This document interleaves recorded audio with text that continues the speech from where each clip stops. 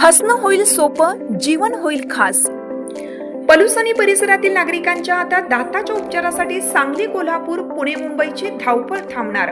पलूस शहरातील एकमेव अत्याधुनिक दातांचा दवाखाना, जिथे single visit root canal treatment सह दातांच्या सर्व समस्यावर खात्रीशीर उपचार।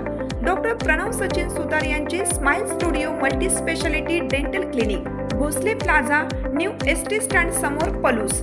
अपॉइंटमेंटसाठी संपर्क 72 72 82 72 27 आणि 87 93 75 16 25।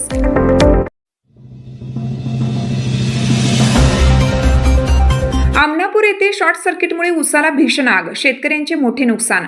पलूस तालुक्यातील आमनापूर येथे गुरुवार दिनांक 11 डिसेंबर रोजी सायंकाळी 5 वाजण्याच्या सुमारास शॉर्ट सर्किटमुळे उसाच्या शेताला भीषण आग लागून शेतकऱ्याचे मोठे नुकसान झाले आहे। गावाजवळच ही घटना घडल्यामुळे बघ्यांची मोठी गर्दी जमली होती।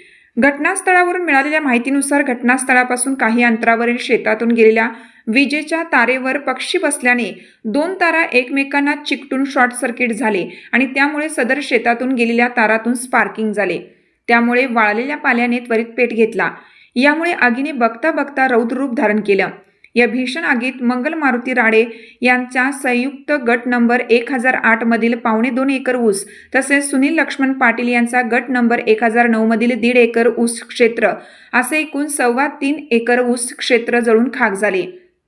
यामुळे शेतकऱ्यांचे मोठे आर्थिक नुकसान झाले आहे।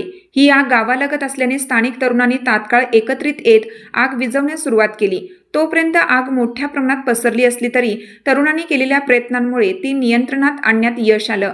घटनेची माहिती मिळताच बुर्लीचे शाखा अभियंता आबासाहेब वावरे, वायरमन सतीश धोत्रे, महादेव बाटे, संतोष पाटील आणि संदीप पाटील यांनी घटनास्थळी धाव घेतली। तसेच तलाठी देवकुमार कांबळे यांनी कोतवाल अमर जाधव यांच्याकडून नुकसानीचा पंचनामा करण्याचं काम रात्री उशिरापर्यंत सुरू होतं।